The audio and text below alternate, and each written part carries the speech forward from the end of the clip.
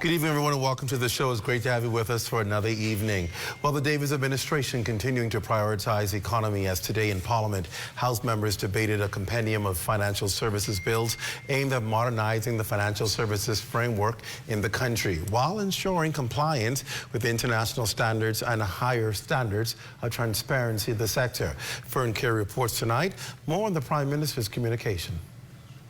In opening debate on the financial services bills in Parliament Wednesday, Prime Minister and Minister of Finance, the Honourable Philip Davis, noted that the proposed legislation will ensure that the Bahamas maintains its competitive edge in a rapidly evolving global financial services sector.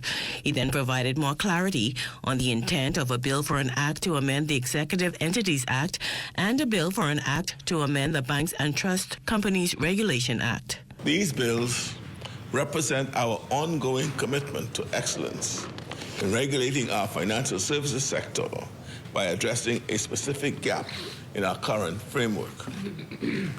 Executive entities, as established under the Executive Entities Act of 2011, have become an important tool in our wealth management arsenal.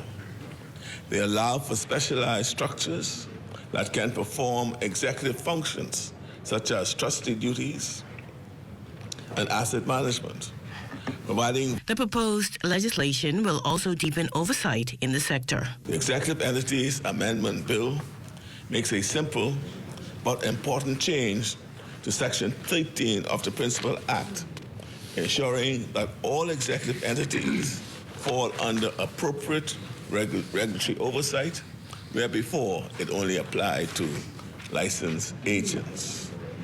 Making the small change has significant implications for strengthening our regulatory framework, as the central bank will now have direct oversight over these entities. The other bill before us, the Banks and Trust Companies Regulations Amendment Bill, this bill formally defines the concept of a qualified executive entity, or QEE, which is an executive entity that is registered under the Executive Entities Act and meets specific criteria regarding its functions and structure.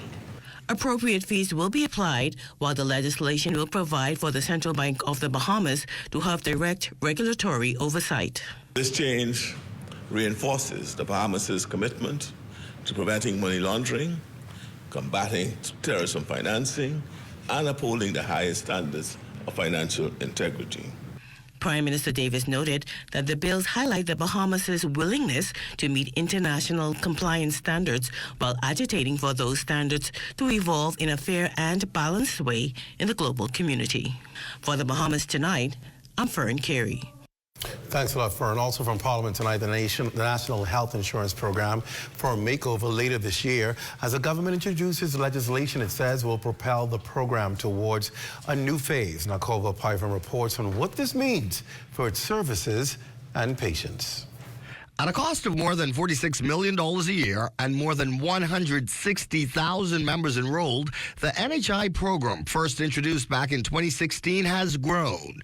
But according to Health and Wellness Minister Dr. Michael Darville, this growth still lags behind demand.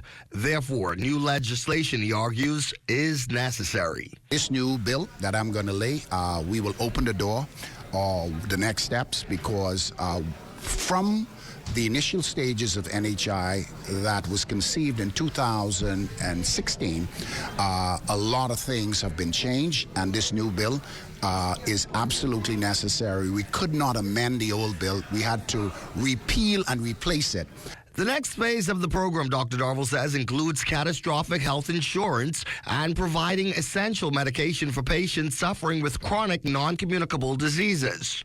Crucial to keeping the country's healthcare system running effectively and efficiently is reducing high cost. The health minister says cost reduction starts with prevention and keeping would-be patients away from the hospital.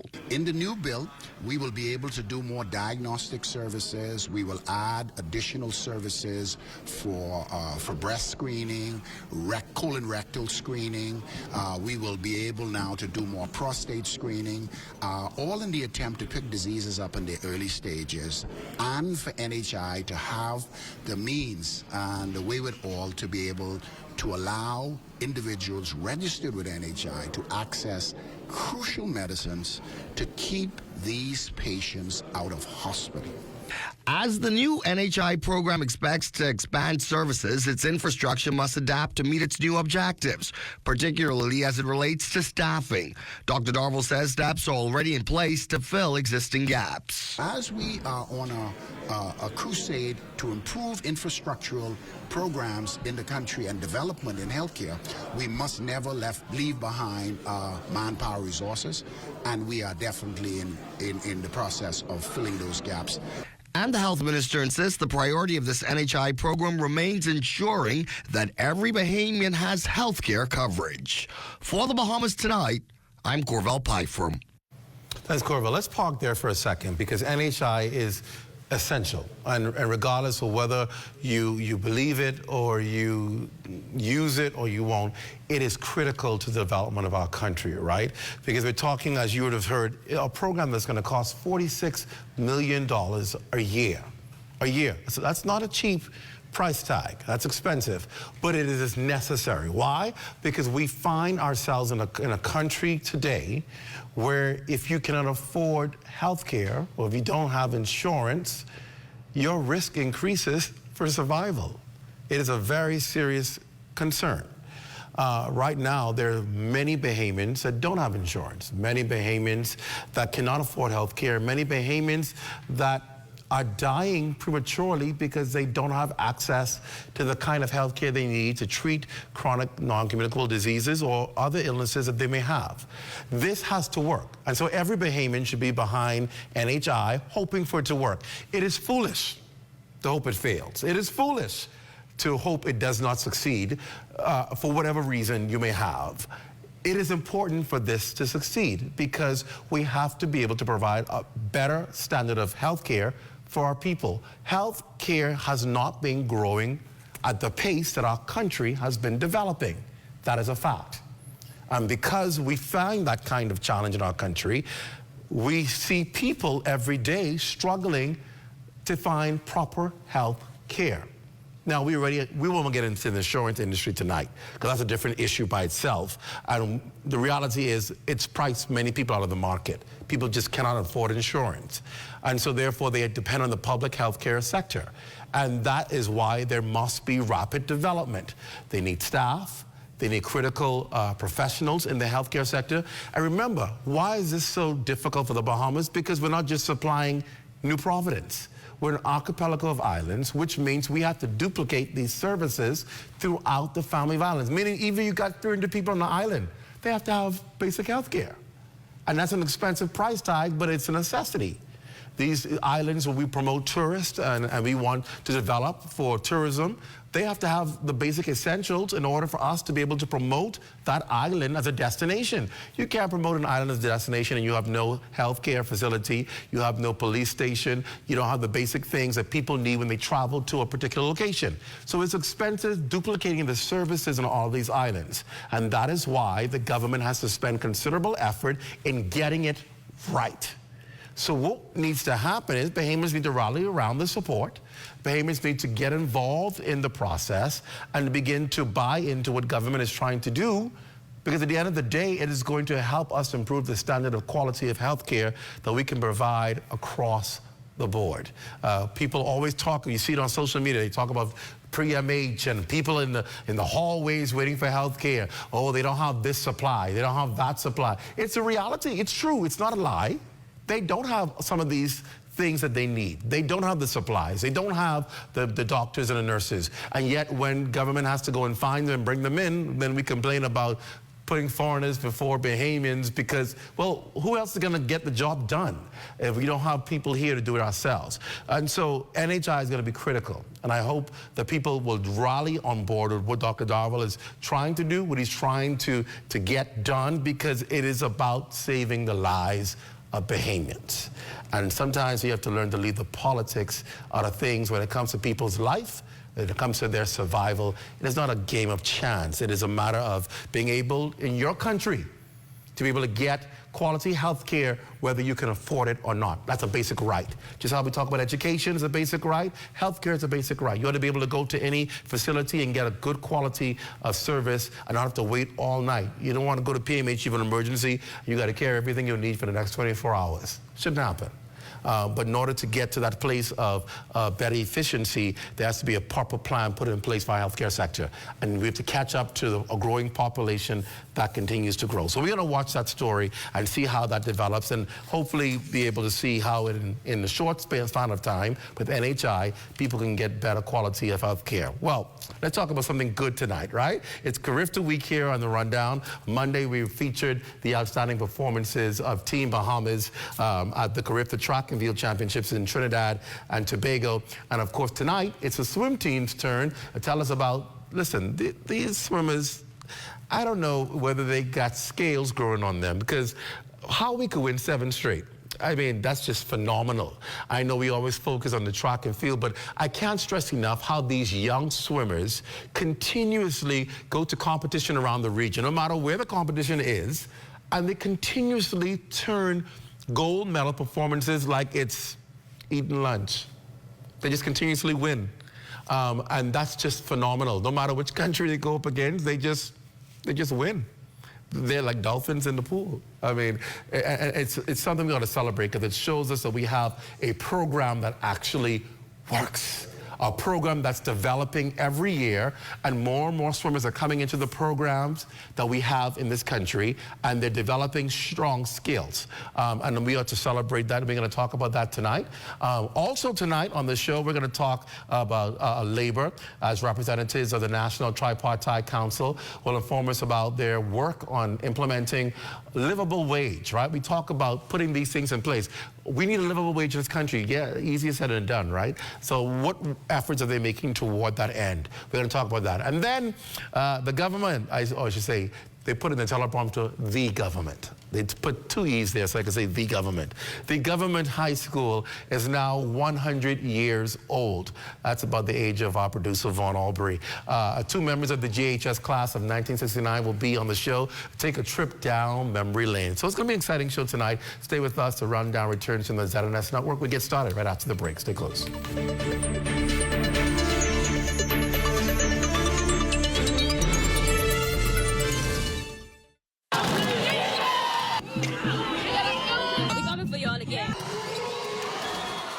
Are you ready for the hardest sports show on the market? It's called The Timeout. Sundays on the ZNet Television Network. In our first show, 4 decades of sports in the country.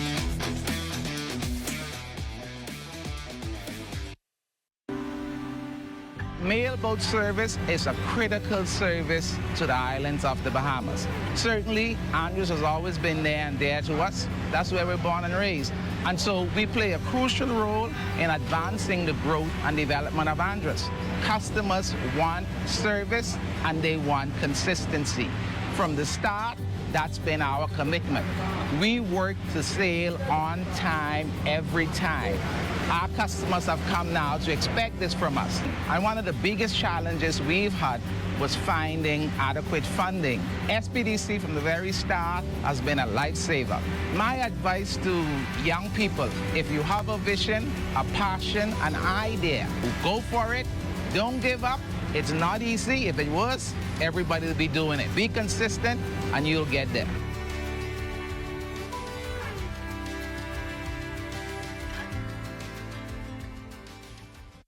Summer in the Bahamas. The weather is hot, but not as hot as the ZNS summer packages. Get ads on ZNS TV or ZNS Radio Network or the TV community page, or a combination of all 3. ZNS has got you covered with great prices, whatever package you choose. Book before June 7th and get the local Federation Championship Baseball bonus full of all kinds of extras free of charge. Contact your account executive or call ZNS Sales at 502-3800 today. Hot summer package rates valid until July 31st.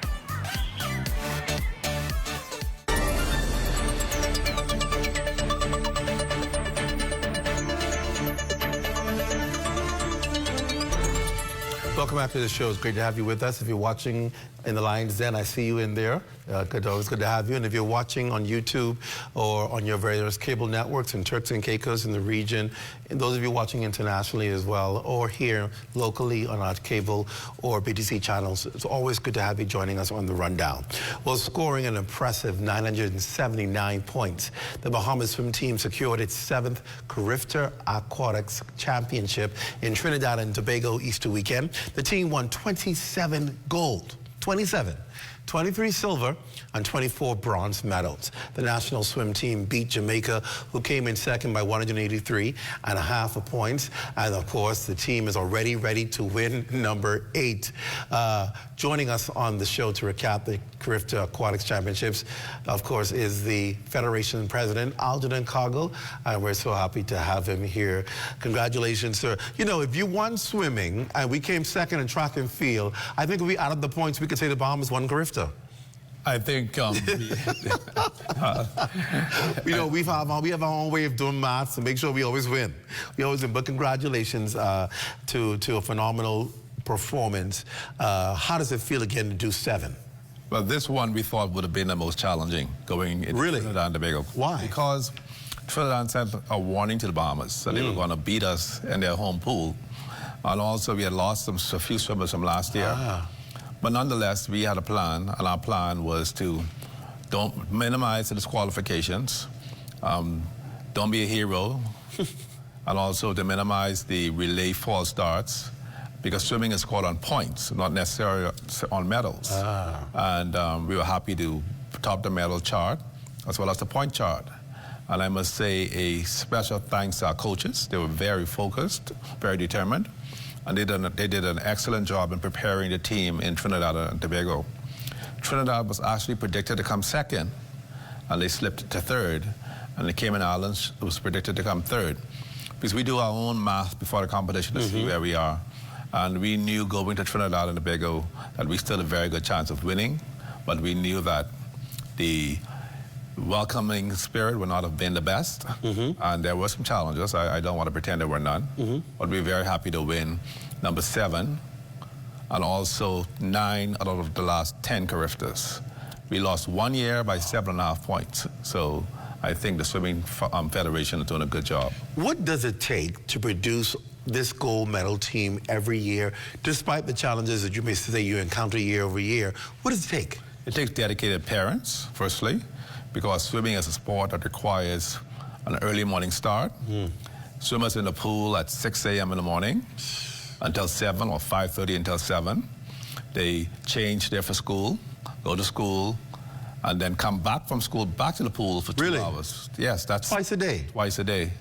And so a parent has to be dedicated to be up with the swimmer to get them there for 5:30, to rush them to school, bring them back in the evenings, etc. So swimming is a sport that requires a lot of parental commitment. It also requires gym work, and it requires support from the coaches. We have some excellent coaches. I must thank Coach Trevana McPhee, Alan Murray, Khadijah Kalmar, Jasmine Gibson. They did a great job in Trinidad and Tobago. And also, as I mentioned, Corporate Bahamas. Corporate Bahamas has to come behind the swim team. And we feel as if, although we are the federation, the only federation in the Bahamas, by the way, to win Carifta for 7 consecutive years. Wow. The only one in the Caribbean to win Carifta Aquatic for 7 consecutive years. We don't get the respect from Corporate Bahamas as being the dominant sporting federation. And to some extent, even from those within the inner circles, you don't get that same respect.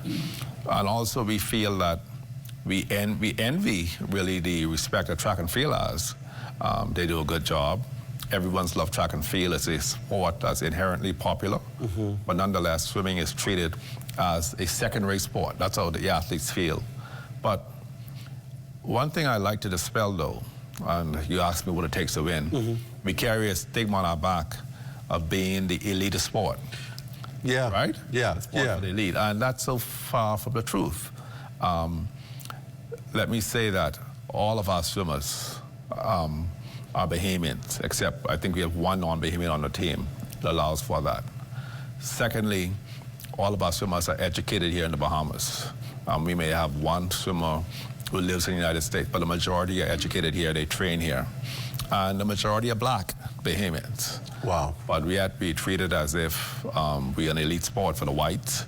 We treat it as if our sport, the parents are rich. They're not. They make sacrifices. They pay a lot of money for their children to swim. $1,000 a year. Sometimes $100 to swim in a swim meet. Wow. So it's a sport. Their parents are making a sacrifice for this Carifta title. And we just would like to be rewarded. We went to Carifta with a $200,000 budget. We collected about, I would say, 30 to 40% of that. The Federation is carrying the debt. And one of the reasons I'm glad to be here is to appeal to corporate Bahamas. Let's come out and support the swim team who really sacrificed to bring the Carifta title back home and make a contribution to Bahamas Aquatics by contacting us at info@bahamasaquatics.com. And please, if you're listening, this is a necessary appeal. These young people have proven that they take their craft serious. They bring our country great pride and reward, and yet the sacrifice is great, and they can't do it on their own. And corporate Bahamas, they do need you to come in and support what is happening. I'm impressed by the discipline, because when I'm still reeling over the fact that you start your day swimming and you probably finish your day swimming, and your parents have to come and pick you up and then come and take you to school and then come and bring you back. That's a lot of commitment, and that's a lot of sacrifice, and we see now why we're able to turn on the kind of performances that we do. But it shows that in this country there is a level of discipline. Yeah, and also swimmers are good academics students.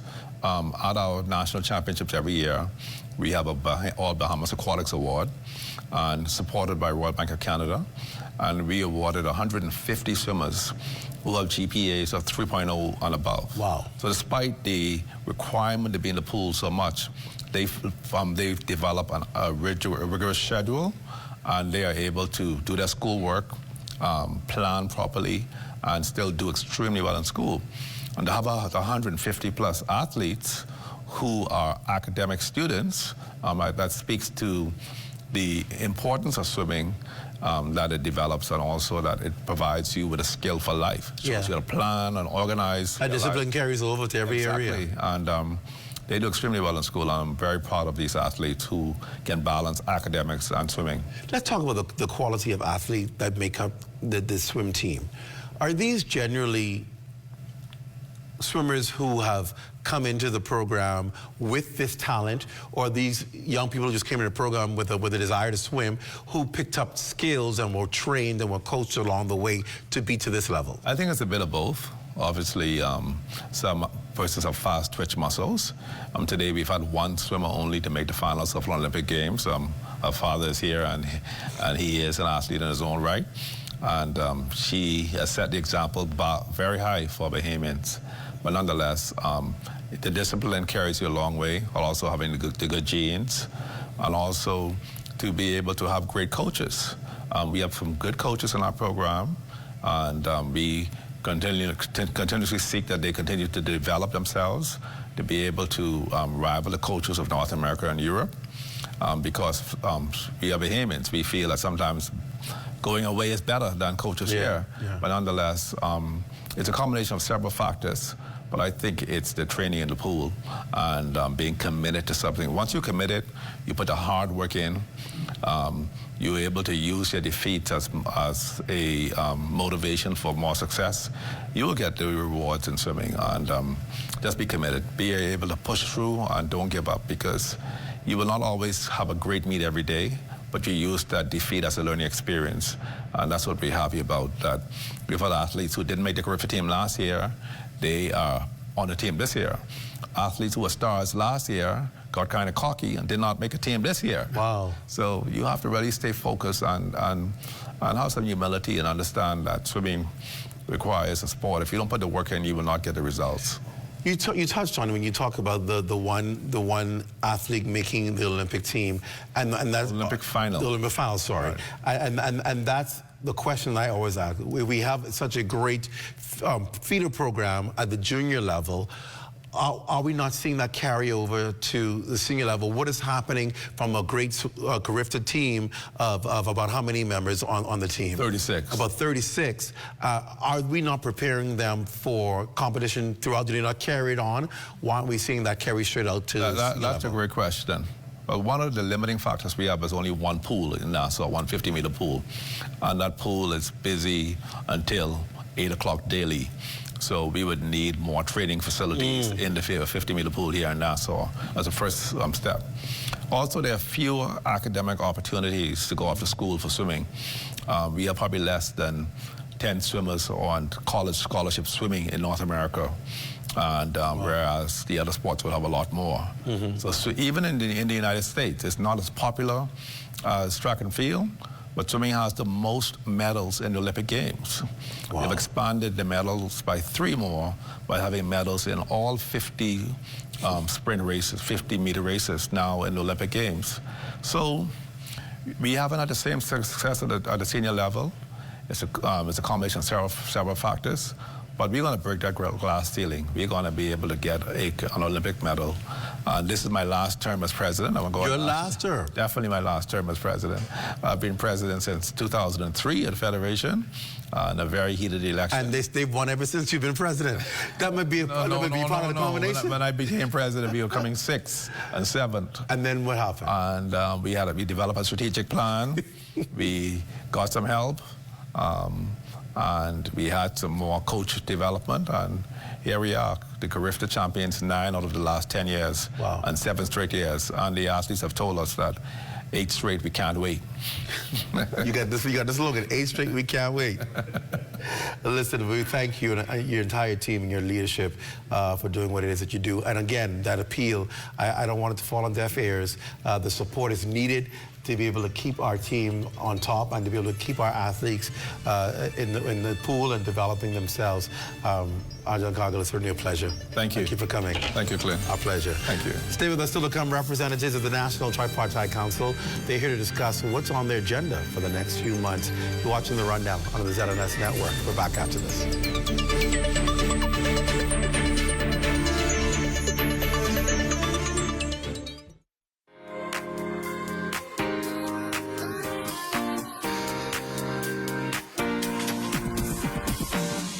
Join us on Social Mania, a new and dynamic game show based on the Ministry of Education's primary and junior high school social studies curriculum. Students from schools across the Bahamas go head-to-head as their knowledge of social studies is challenged. In this episode, Gambier Primary battles with Sadie Curtis Primary School. Which school will emerge as winner? To find out, join us as these 2 schools engage in intense competition. Don't miss it.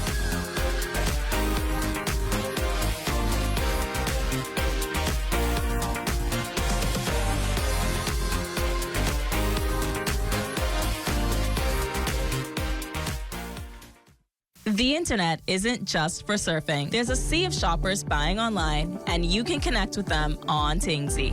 Tingsy is the SBDC's online storefront built for Bahamians. Take your business to the next level by selling to customers online, both at home and around the world. People want Bahamian things, and if you got things to sell, sell on Tingsy. Find out how you can connect with a sea of buyers by visiting tingsybahamas.com.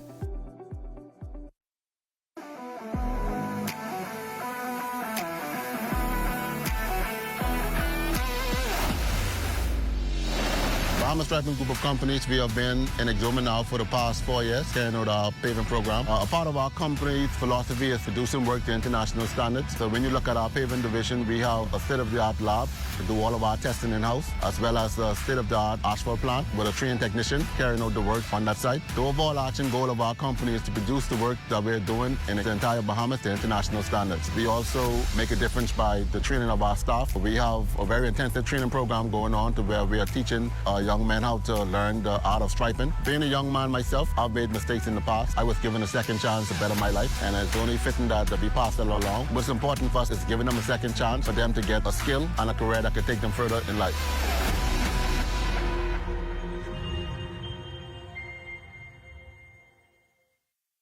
Covering the news, seems easy, but we put thought into what we're doing. The Bahamas Tonight Access Now, here to inform, educate, and entertain. A new type of newscast featuring social media trends, news from around the islands, interviews with the people you like in our communities, sports, weather, and fabulous entertainment. That's a Bahamas Tonight Access Now with Marlena Leonard and LaDon Davis. 7:30, Monday to Friday. Only the sun covers the Bahamas better.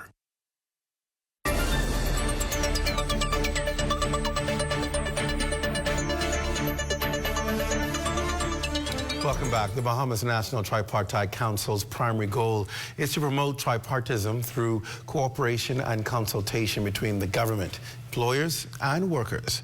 Now, the NTC advises the government on labor, productivity, quality, and competition, and reviews the International Labor Conference's agenda and proposed conventions and recommendations. Now, the NTC also consults on matters concerning the International Labor Organization.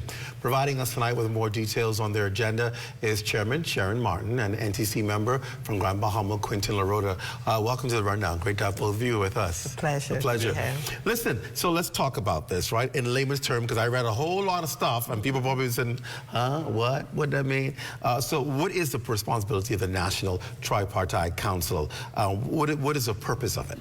Okay, so the National Tripartite Council is first and foremost a statutory body, and we are charged with just very simply ensuring that the labor force is taken care of in the proper manner. We are charged with ensuring that international standards are adhered to. And of course, we are charged to ensure that there's social dialogue that happens between the social partners. Now, people may say, okay, well, why is that necessary? What issues can arise that may cause there to be concern that may require you to intervene? So, COVID, for example, should have been the clear idea to understand that the socioeconomic portions that we tend to leave out and forget that labor, without labor, there is no socioeconomic background. And so we ensure, that is actually our mantra, to ensure and to protect the socioeconomic foundation of the country. So what could arise? Strikes. Strikes arise out of the breakdown of social dialogue. So we have to ensure that those parameters are made and kept at all times. The council has also pushed for a national livable wage, and I'll bring you in on this, Quentin. Any update on where we are with that and the importance of that, first of all? Well, first I want to just piggyback just of something she said. I think one of the things that's not appreciated is the NTC is an organization, is a body that maintains industrial harmony and peace. Right? If we don't have social dialogue and consultation between the various partners, you could have a country that really gets out of control. Right. And so I just y'all the peacemakers. Absolutely. And so we want to encourage the unions out there and the labor leaders that may have some issues. One of the things that you could refer to is the National Tripartite Council as well, because we have the employers there who sit around the table with us, who can be a part of the solution to the situation, right? Now, as far as the livable wage go, actually, I'm going to refer that back to the chair, who has been our point person in dealing with the matter. She's been the driving force behind this. We know that. We are actually extremely pleased with where we are with the living wage. We have been mandated by Cabinet to put together a recommendation for the livable wage. So having that kind of backdrop, it's been very easy to maneuver around. First and foremost, the Bahamas does not have a livable wage act as we have a minimum wage act. So what we're doing, we're setting together and we're putting together wage setting committee, a board that will just ensure that persons are getting paid properly. You take a look at the historical background of the difference in time between when the minimum wage was increased, when we made the recommendation in 2013, 2014. we cannot allow that to happen in our country. And the thing about livable wage is this: the international community, we have still not come up with a agreed description of livable wage. So livable wage, what we came up with though, at the ILC, International Labor Conference, we came up with a concept. The governing board met, and the Bahamas, we sat in as observers from the Bahamas mission. That's Her Excellency Patricia Hermans. And we agreed with the 187 countries, because we do have an ILC, a parliament. Right. And we agreed on the concept of what the living wage would be. The concept of having to ensure the bread basket stuff are looked at, the concept of looking at the household, how many persons are in the household. We agreed on the calculation of what a livable wage would look like. So what are we doing? Where are we with us here in the Bahamas? We are pleased to let you know that in the Bahamas, to know that we have requested, the International Labor Organization formally requested the assistance in estimating the livable wage and operationalizing the livable wage for the Bahamas. So we are right there. We came out of conference 2 days ago, yesterday actually, where the Bahamian delegation, we did not go to Geneva, but we did online. So we were up at 3 a.m. in the morning, because you know, they're 6 hours ahead of us. And the Bahamas Statistical National Institute, they are part of the committee, the wage setting committee that we're looking at. So the Ministry of Finance is involved through them, because the one thing that we know that has to happen for livable wage is the estimation has to be data driven. It cannot be that we're guessing. What exists for us is that we have to look at the archipelago. Right. We cannot just because it can change from island to island based on the economy. Exactly. Cost of living on each island is different. Yes. So we cannot do a brush and say that this is going to be the living wage for the Bahamas. The ceiling and the livable wage is just the floor, you know. It is not the ceiling as people expect to think, oh, this is where we're going to stop. Right. Because guess what? When we come back again, we'll talk about living income. That's an entirely different ball game. So we can't just think, oh, we're minimum wage and living wage is there. There is a gap, yes, but it is not the ceiling. It is still the floor. What is the purpose of establishing a livable wage? Is it to say that you ought to get this and nothing less? Or if you're getting this, then you're pretty much should be set?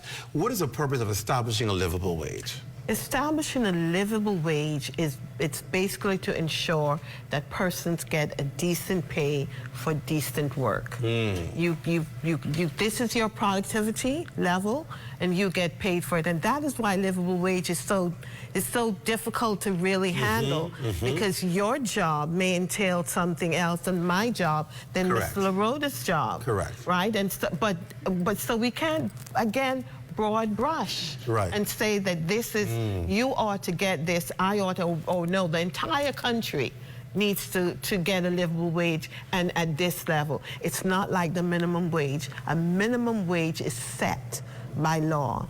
Livable wage, it's just a different animal. And obviously, this is important, because I think about the Family Islands. Is your outreach in the Family Islands as well? Grand Bahama obviously is a different creature by itself and has to be looked at even differently based on the economics of Grand Bahama Island. Well, yes, absolutely. And one of the things I want to assure the Bahamas too is that we are on the cutting edge in terms of a country in the region with the livable wage. We are more progressive, I think, than a lot of Bahamians think, and we are leaders in the region in trying, and even globally, in trying to establish these concepts, and we want to do it right and do it correct and be the model for the rest of the region and maybe even the rest of the world that has not yet adopted it. And so sometimes I think as Bahamians, we take it for granted how well we're doing in the international arena. And so sometimes we complain a lot, but there are some good things to celebrate on the work that's being done by the NTC and other bodies related to labor. And definitely the NTC with its outreach, I know one of the things when I moved here, I found that I was surprised at how Nassau-centric some of the persons here are coming from Grand Bahama. Right. But one of the things under the leadership of Ms. Martin, we've made it intentional to get the other family islands involved. Yeah. And so even though we have two chambers of commerce from Grand Bahama and Nassau at the table, she's expanded her reach. We reach out to Bimini and to Eleuthera. We're trying to get this broad-based approach to get input from everybody so that all of the stakeholders could feel that they are valued and they're making a contribution to national development through the NTC. The ILO is planning a visit to the Bahamas. What are they hoping to achieve with that visit? So the NTC, we are mandated also by law to ensure that we live up or we are on par with the international standards and the international conventions. So the Bahamas has not signed on to several conventions, and we have been intentional to go after those conventions. One of those conventions is C183, Convention 183, which is the maternity benefit convention. Then there is C187 and the recommendations that goes along with that, and that 187, it relates to the health and safety. And that one is a big one for me because when you leave home, we expect that you return home the way you left home. And so that one, that's a core thing for me. And then there is C155, that's also the promotional framework, and then the actual convention, which is C155, health and safety. So those, so they're coming in town, and we're expecting to have a symposium that deals with those aspects in terms of leading us, looking at the gap analysis that we have it's been done, and saying, okay, we need to fill these gaps. And so we're sitting down as a tripartite body at the end of the month, at May actually, and we're going over those aspects of ensuring that the Bahamas is on par with the other international bodies. Are there other programs ILO is assisting us with? Outside of the living wage, there's also the Decent Work Country program, which the Bahamas is the leader in the region on. We've done the second generation Decent Work Country program, and outside of that, then people think that labor is just a mismatch of things or it just happens. No, it does not.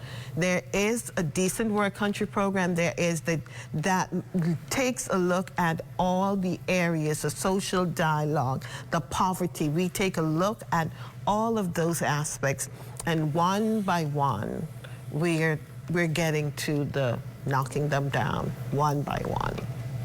Some very important work. People don't even take time to recognize it, but it's very important to our workforce. And hats off to you for what you're doing in helping us to not only just regulate, but to maintain the standard that has been happening all over the world to make sure our workforce is on level, on paramount with what other people are doing as well. And so people don't recognize it's the work that you're doing in the veins and in the trenches, in the shadows that make it sustainable and strong. So thank you. And of course, we look forward to hearing the development with livable wage, which is important, and other areas that you're working to get those conventions signed for.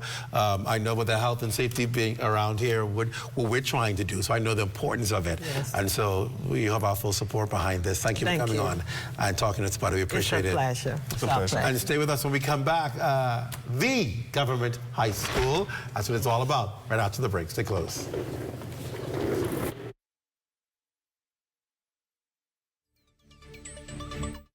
Summer in the Bahamas. The weather is hot, but not as hot as the ZNS summer packages. Get ads on ZNS TV or ZNS Radio Network or the TV community page, or a combination of all three. ZNS has got you covered with great prices, whatever package you choose. Book before June 7th and get the local Federation Championship Baseball bonus full of all kinds of extras free of charge. Contact your account executive or call ZNS Sales at 502-3800 today. Hot summer package rates valid until July 31st.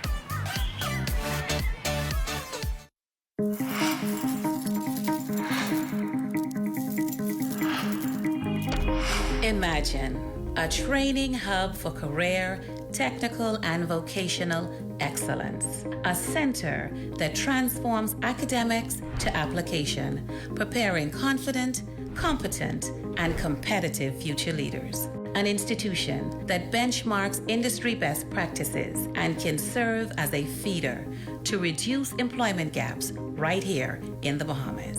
Welcome to the Bahamas Polytechnic Accreditation and Training Hub, BPATH, which is that institution and will transform the face of career and technical education and training in the Bahamas forever. Here, hands-on learning and real-work problem-solving collide to create an explosion of critical analysis and collaboration. Students' interests and giftedness will align with a diverse base of programs intended to prepare them to continue studies or enjoy tertiary-level training and future employment. Our Construction Academy will expose students to the art of furniture making, drywall installation, electrical installation, and HVAC, while our Automotive Academy will address hybrid and electrical vehicles, including the logistics of fleet management. The information technology and coding programs are most exciting and will provide a nudge to our budding programmers and AI creators and challenge them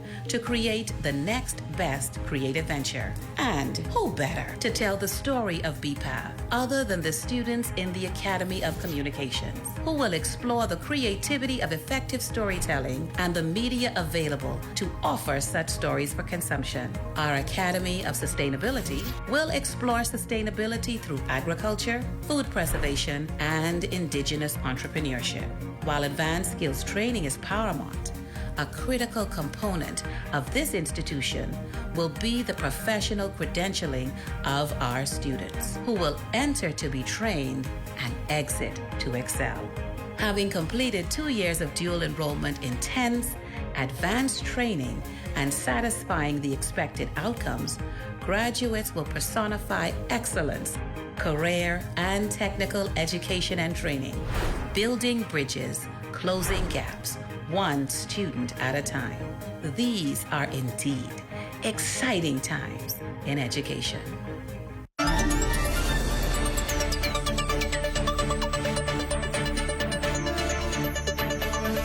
Welcome back to the show. In our final segment before we wrap up tonight, Government High School is 100 years old. The milestone commemorated this past Sunday, April 27th. School opened in 1925. Yeah, that's a little before our time. With 5 students as a selected grammar school. That all changed in 1975. That was the year I was born, when the government changed it to a comprehensive school, allowing more access to ordinary Bahamians. Today, Government High School has a population of 600 plus students. It's also branded as one of the country's most prestigious schools, producing governors general, attorneys general, central bank governors, top civil servants, including permanent secretaries, broadcasters, and sports icons. Former tourism minister and director general Vincent Vanderpool Wallace and veteran dentist Dr. Emmanuel Francis are members of the class of, get this, 1969. 16. And they're here with us tonight to tell us more about Government High School's centennial anniversary. Welcome to the Rundown, gentlemen. Great to have you with us. The legacy is there. I mean, it's established of the Government High School. When you see nation builders and leaders, and you hear them talk about, well, I came through the Government High School, this institution clearly prepared the way for many of our leaders that we've seen over the years. It's 100 years. When you think about 100 years of an institution of education, what comes to mind when you reflect on the Government High School? Dr. Francis, you want to begin? Well, what comes to mind is a tremendous opportunity to be a part of something great. There was a move, there was a wind that was blowing throughout the nations, and that is, towards the advancement, the nationalism, and toward the growth and opportunity for economic empowerment. And so government gave us an opportunity whereby we could be qualified to occupy the positions that we need to build this new Bahamas. Was there something, as you sat in Savannah Pool Wallace in Government High School, was there something that said to you, I'm going to be great, I'm going to have a great opportunity, I'm going to have this big post in tourism, our #1 industry? Was there something that happened while you were attending class that said to you, this institution is doing more than just giving me an education?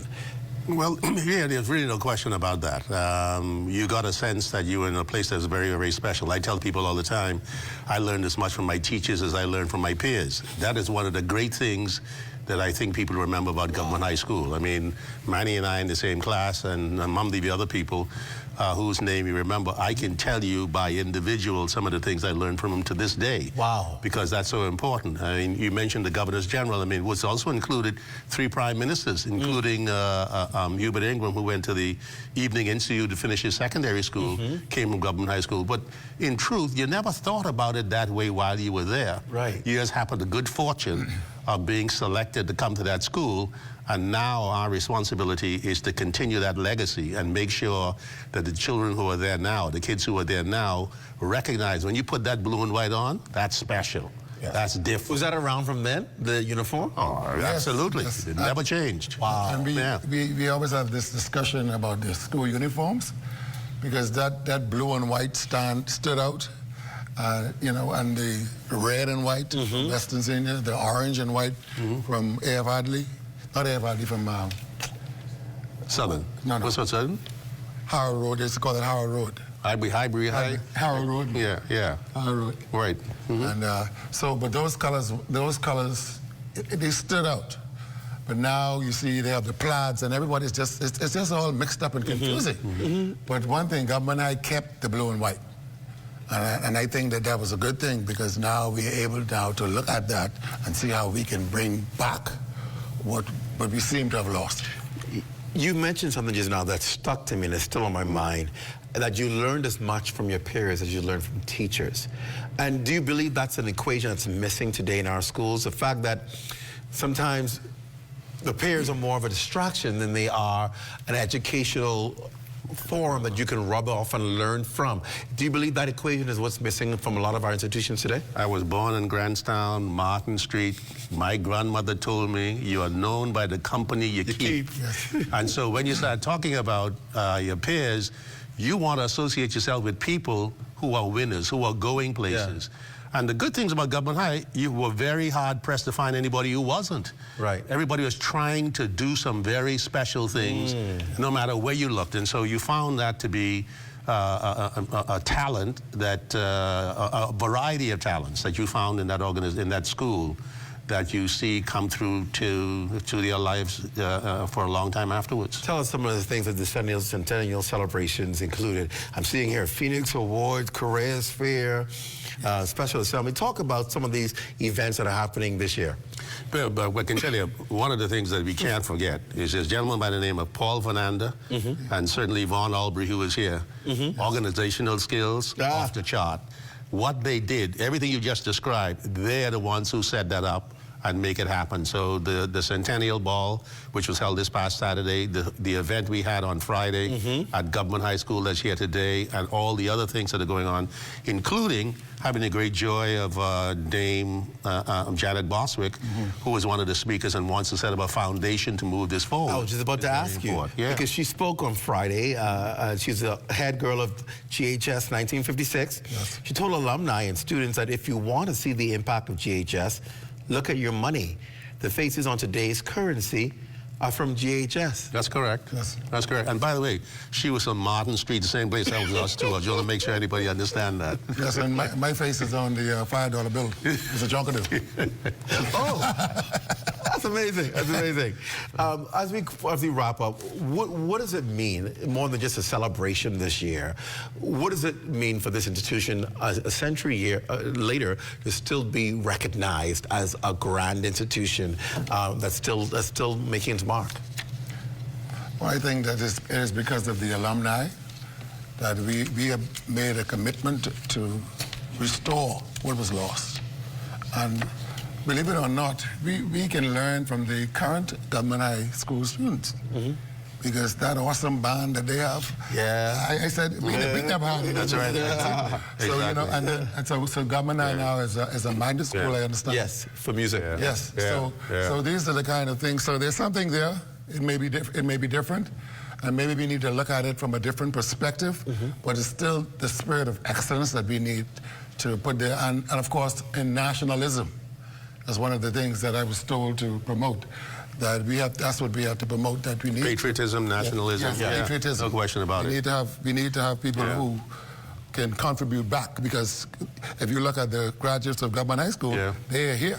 We are here, and we are making a contribution. You know, one of the things, just to add to what Dr. Francis said, one of the things that I certainly remember is that, and I shared this with him, I was shocked to find out through my lifetime people who I admired and people who I had a great deal of respect for that I never knew went to government high school until the very first full-time employment I had was Dr. Baltron Bethel, Sir Baltron Bethel. The young lady who worked in the Ministry of Tourism, Pamela Lowe, in research, phenomenal. Many years later, I decided to go to her funeral. I find out in her obituary, government high school. Wow. The history book has just been written, 5 of the 12 authors. Government high school, with 2 editors, government high school. And so what you find is that everywhere you look, and you look for these people, they're not bragging about it. By the way, this is our 100th anniversary. I'm looking at it right now. My eyes are on it all night. Just want to let you know amazing. That. And so Matthew 7:16 says, you shall know them by their fruits. That's how you know government high school people. Yes, well said. And you see, Vince is wearing the government high crest. That's right. Which has on it the Latin. You know, he and I won Nisi Latin Dominus Frustra. Nisi Dominus Frustra. What does that mean? Unless the Lord help us, we labor in vain. Oh, boy. That it literally means, Nisi Dominus Frustra literally means, unless the Lord, frustration. Right. But it comes from Psalm 127. That's what it comes from. Unless the Lord help us, we labor in vain. Unless the Lord build a house. Right. They labor in vain that build it, except the Lord build a city. The watchman waketh, but in vain. And so that lets us know that whatever we do, this is our motto. We can do nothing unless the Lord helps us. And I think that was key. That's key. So we were rooted and grounded in spirituality. No question. Everybody had a little hymn book. That's right. 500 hymns in it. That's right. It's amazing. And then when you talk about you go to any kind of official funeral, you hear them play I Vow to Thee, My Country. That's our school song. Yes. So you can tell government high people looking at no paper, they can go to them 3 verses off the top of their head. So all that is very important. We have a school prayer that says, teach us, good Lord, to save thee as thou deservest, to give and not to count the cost, to fight and not to heed the wounds, to toil and not to seek for rest, to labor and not to ask for reward, for saving that and knowing that we do the will of the Lord. Well through said. Jesus Christ. Father Francis. All right. Well done. Gentlemen, thank you for coming on tonight. And congratulations to Government High School for an amazing century. Let's go for a century more, she said. I wanted to celebrate that one, too. That'd be great. Thank you so much. That does it for the Rundown. Remember to stay tuned to tomorrow night, the Rundown on Leadership, every Thursday with Ahmad Rashad Thompson. He'll be behind the desk talking about leadership. I stay locked to the ZNS Network for the Bahamas tonight at 11. It's the final newscast in the country with the latest news and information with Royston Jones. He's upstairs getting ready for the 11 o'clock news. For all of us here at ZNS, I'm Clint Watson. Thanks for joining us. Good night. I'll see you back here on Monday on the Rundown. Good night, everyone.